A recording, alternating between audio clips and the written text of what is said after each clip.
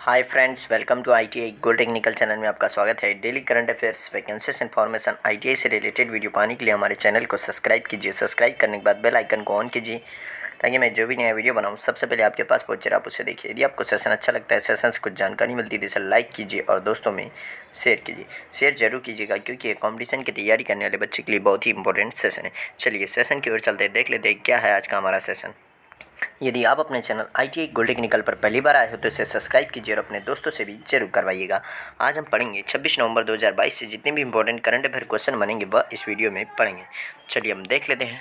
आज का हमारा पहला क्वेश्चन है, हाल ही में विश्व दर्शन दिवस 2022 कब मनाया गया? तो इस क्वेश्चन का right answer option number D, 17 नवंबर को यह दिवस मनाया गया है।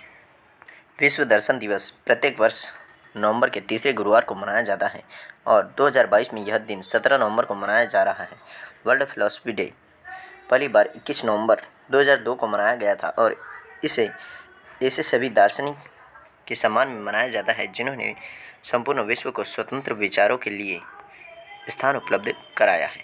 यह 2002 में यूनेस्को द्वारा शुरू किया गया था और 2005 में यूनेस्को की आम सम्मेलन ने घोषणा की कि विश्व दर्शन दिवस नवंबर के हर तीसरे गुरुवार को मनाया जाएगा। कब? नवंबर माह के हर तीसरे गुरुवार को यह मनाया जाएगा।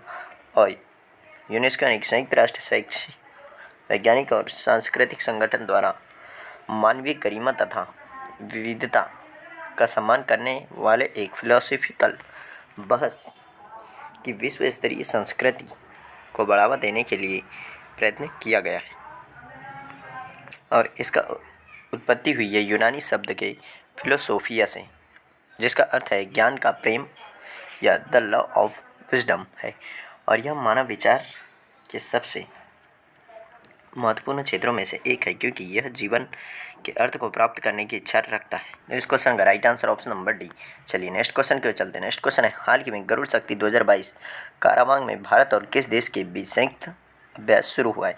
इस क्वेश्चन का right answer option number A, Indonesia और भारत के बीच यह संयुक्त सैन्य अभ्यास होता है। भारतीय विशेष बलों की एक टुकड़ी वर्तमान में इंडोनेशिया में वहाँ के विशेष बलों के साथ द्विपक्षीय संयुक्त परीक्षण अभ्यास कर रही है, जिसका उद्देश्य दोनों पक्षों के बीच सैन्य सहयोग को बढ़ाना है। और बयान के मुताबिक सांगा बुआना प्रशिक्षण क्षेत्र कारावांग इंडोनेशिया में आयोजित द्विपक्षीय संयुक्त परीक्षण अभ्यास गरुड़ शक्ति बैनर के तहत द्विपक्षीय अभ्यासों के श्रृंखला का 8वां संस्करण है। कौन सा है यह? 8वीं बार या 8वां संस्करण किया जा रहा है।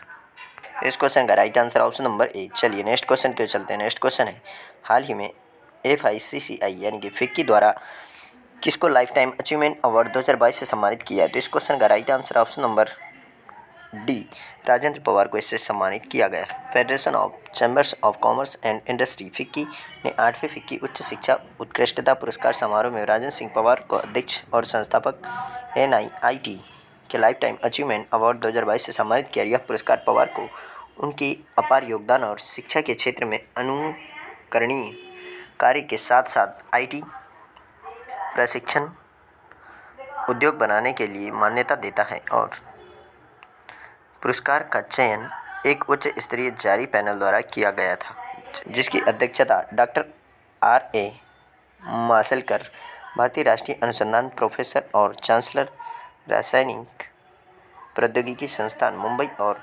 CSIR के पूर्व महानिदेशक ने की थी।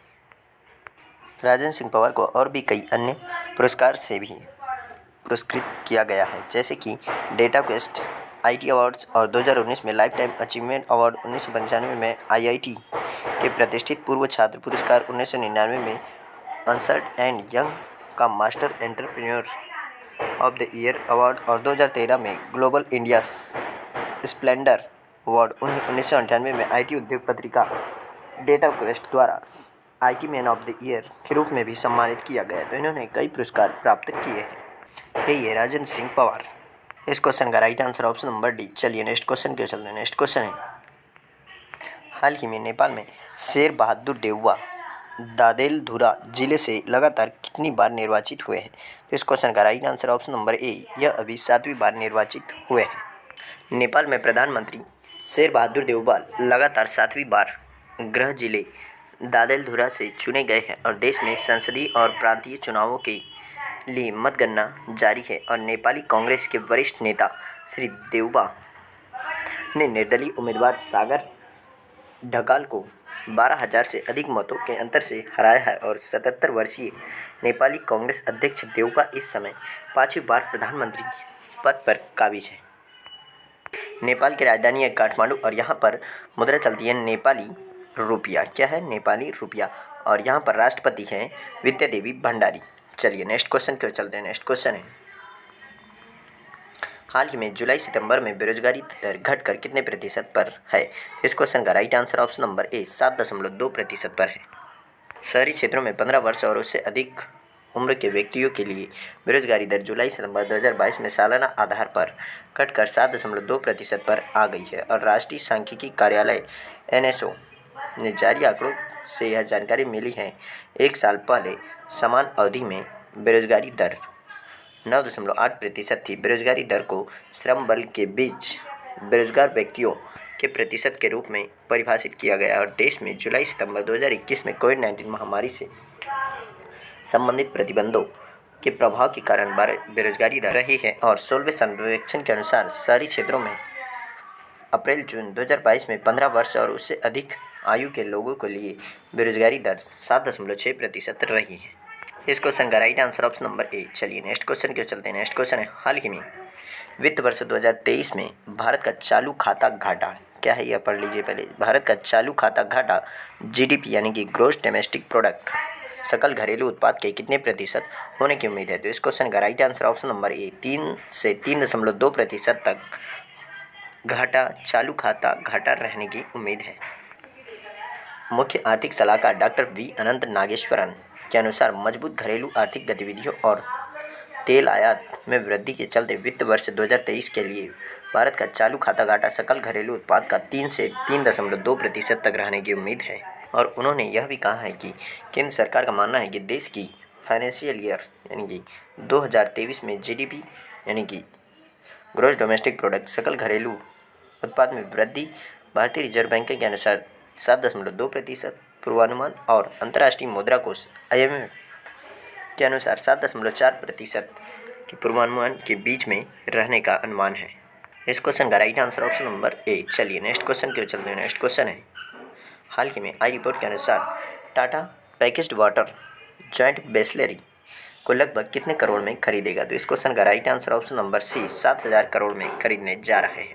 टाटा कंज्यूमर अनुमानित रूप से 6,000 से 7,000 करोड़ रुपए में भारत की सबसे बड़ी पैकेज्ड पेयजल कंपनी बिसलेरी का अधिग्रहण करने के लिए तैयार है और chairman Ramesh Chauhan soft drink brand Thums Up, Gold Spot और लिम्का को कोको कोला को बेचने के 3 दशक बाद बिसलेरी इंटरनेशनल को टाटा कंज्यूमर प्रोडक्ट में विनिवेश करने के लिए लक्ष्य लेकर चल रहे हैं। टाटा समूह अपना उपभोक्ता व्यवसाय Tata consumer product limited TCPL के तहत रखता है जो हिमालयन ब्रांड के तहत पैकेज्ड मिनरल वाटर भी बेचता है और हाइड्रेट सेगमेंट में टाटा कॉपर प्लस वाटर और टाटा ग्लूकोज जैसे ब्रांड है। और यह सौदा टाटा समूह FMCG में तेजी से बढ़ते बोतल बंद पानी खंड में एक बड़ा खेल प्रदान करेगा। तो इस क्वेश्चन का राइट आंसर ऑप्शन नंबर सी।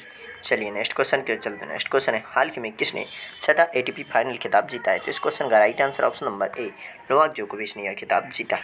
सर्बिया के नोवाक जोकोविच ने 20 नवंबर 2022 को फाइनल में नॉर्वेजियन खिलाड़ी कैस्पर रूड को हराकर ट्यूरिन इटली में अपना 6ठा ATP फाइनल खिताब जीता है और ATP फाइनल वर्ष 2022 के लिए ATP कैलेंडर के अंत का प्रतीक है और इस जीत के साथ जोकोविच ने 6ठे ATP फाइनल्स में स्विस दिग्गज रोजर फेडरर के रिकॉर्ड की बराबरी कर ली और 21 ग्रैंड स्लैम खिताब विजेता जोकोविच 35 साल की उम्र में ATP फाइनल के सबसे उम्रदराज चैंपियन भी बने हैं।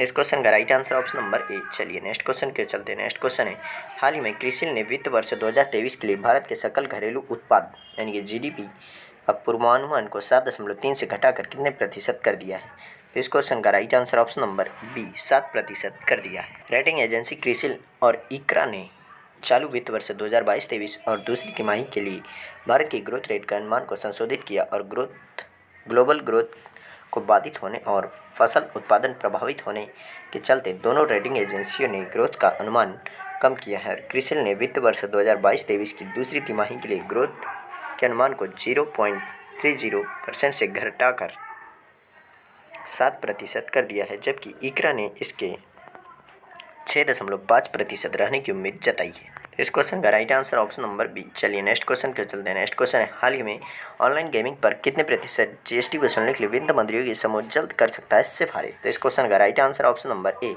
28% तक जीएसटी वसूलने के लिए। ऑनलाइन गेमिंग पर 28% जीएसटी का भुगतान करना पड़ सकता है। इसके अलावा जिस रकम पर जीएसटी लगाया जाएगा उसकी गणना के तरीकों में भी बदलाव हो सकता है। सूत्रों ने बताया कि राज्यों के वित्त मंत्रियों की समिति ऑनलाइन गेमिंग पर समान रूप से 28% जीएसटी लगाने की सिफारिश कर सकती है। इस क्वेश्चन का right answer option number A, यानी कि अब गेमिंग पर भी जीएसटी लग सकता है। तो इसका right answer option number A 28%। आज का सेशन यही समाप्त होता है। यदि आप अपने चैनल ITI गोल्ड टेक्निकल पर पहली बार आए हो तो इसे सब्सक्राइब कीजिए और सब्सक्राइब करने के बाद बेल आइकन को ऑन कीजिए ताकि मैं जो भी नया वीडियो बनाऊँ सबसे पहले आपके पास पहुँचे और आप उसे देखें। यदि आपको सेशन अच्छा लगता है, सेशन से कुछ जानकारी मिलती है तो इसे लाइक कीजिए और दोस्तों में शेयर कीजिए। Thank you so much watching for my video. मिलते हैं नेक्स्ट सेशन में।